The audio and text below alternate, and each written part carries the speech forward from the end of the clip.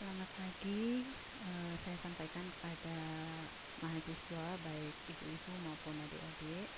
Pagi ini, pada kesempatan ini kita akan belajar tentang mata kuliah Gentle Bird 2, di mana mata kuliah ini adalah mata kuliah unggulan yang menunjang keunggulan prodi.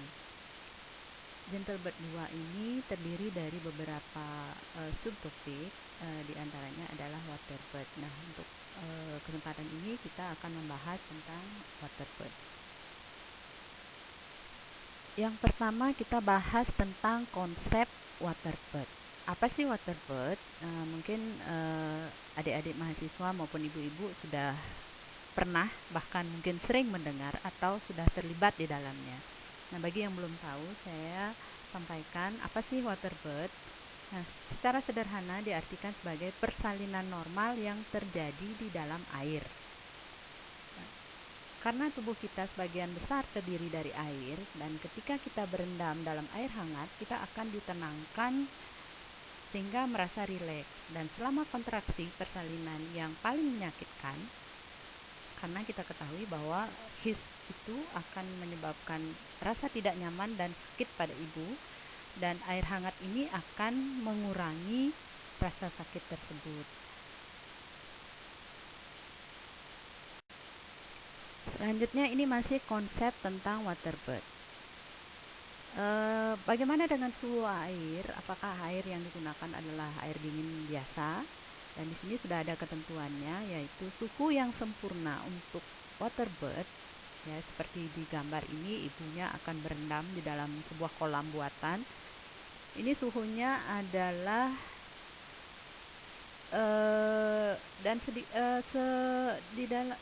suhu di dalam mulut Anda dan sedikit lebih tinggi, yaitu sekitar 36 sampai 37,5 derajat Celcius. Karena di dalam rahim, bayi berada di dalam air ketuban, dan mereka bayi-bayi ini, janin-janin ini menelan cairan ketuban mereka, tetapi jarang mereka menghirup cairan ketuban. Nah, bayi yang belum lahir mendapatkan oksigennya melalui proses plasenta yang dialirkan melalui tali pusat.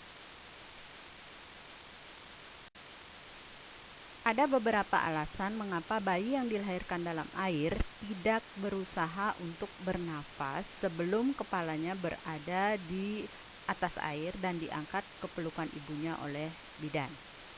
Yang pertama adalah 1-2 hari sebelum persalinan dimulai, plasenta memproduksi lebih banyak hormon prostaglandin E2 yang menunda otot diafragma dan interkostal, sehingga selama persalinan bayi yang sehat tidak akan bernafas terlalu cepat. Terhambatnya otot-otot ini mengarahkan lebih banyak aliran darah ke organ-organ bayi dan otak. Kemudian alasan yang kedua, yaitu bayi yang lahir secara alami mengalami hipoksia atau kekurangan oksigen. Kelahiran mamalia memang bekerja seperti itu. Hipoksia menyebabkan apnu dan menelan, tidak terengah-engah dan bernafas. Nah, jika denyut jantung bayi tidak normal dan dia dalam keadaan gawat, ada kemungkinan bahwa dia bisa terkesiap saat lahir karena kekurangan oksigen yang akut secara berkepanjangan. Inilah sebabnya mengapa bidan yang melakukan waterbird meminta ibu untuk keluar dan dari air jika ada janin yang gawat. Jadi kalau ada janin yang gawat, metode waterbird ini tidak disarankan.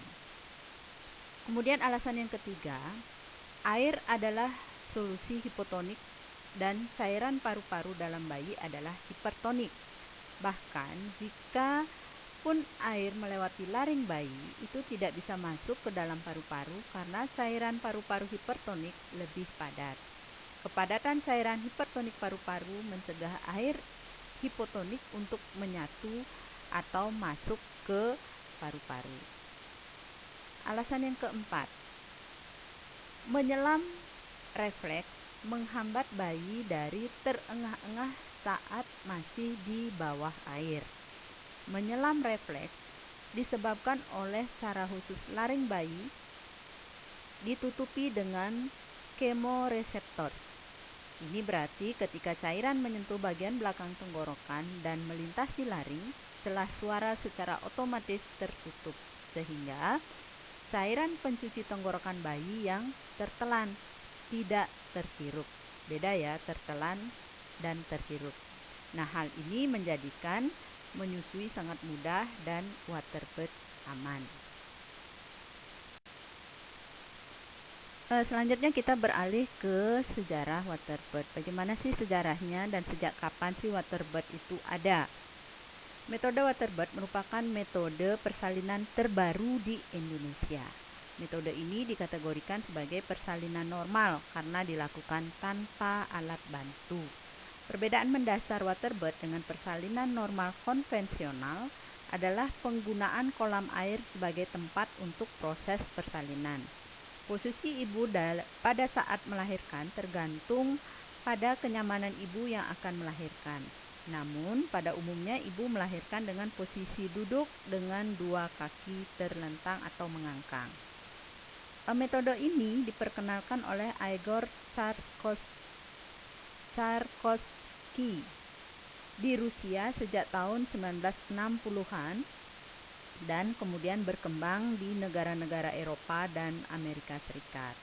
Nah, di Indonesia, metode ini baru dipraktikkan pada tahun 2006, tepatnya pada tanggal 4 Oktober 2006, pukul 6:05 pagi WIB di Summary Family Healthcare.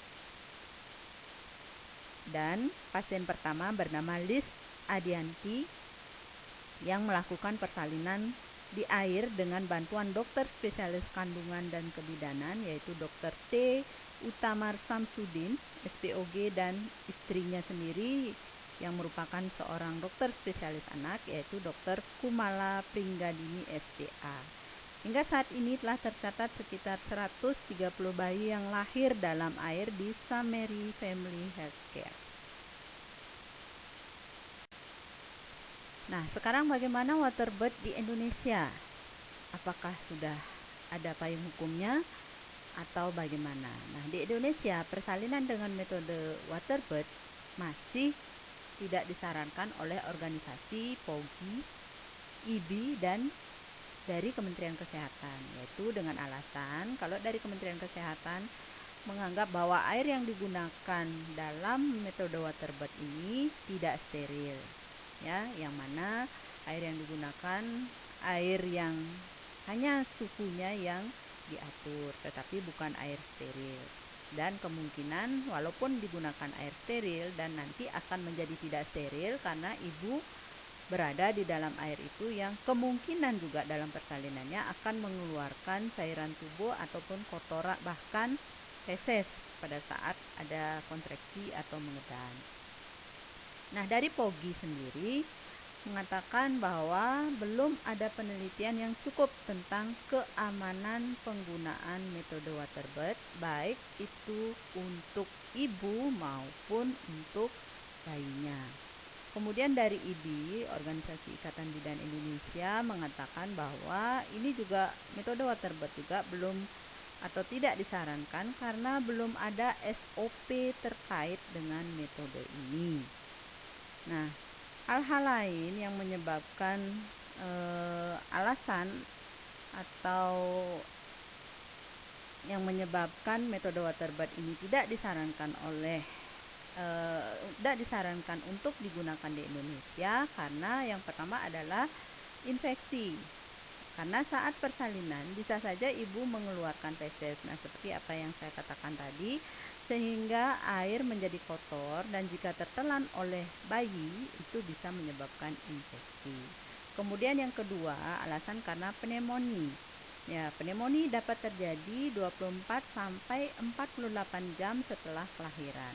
Salah satu penyebab adalah bakteri di dalam kolam. Walaupun belum ada penelitian tentang jumlah kasus pneumonia akibat dari waterbird. Kemudian tenggelam yang dimaksud ini adalah paru-paru bayi akan terisi oleh air layaknya orang yang tenggelam.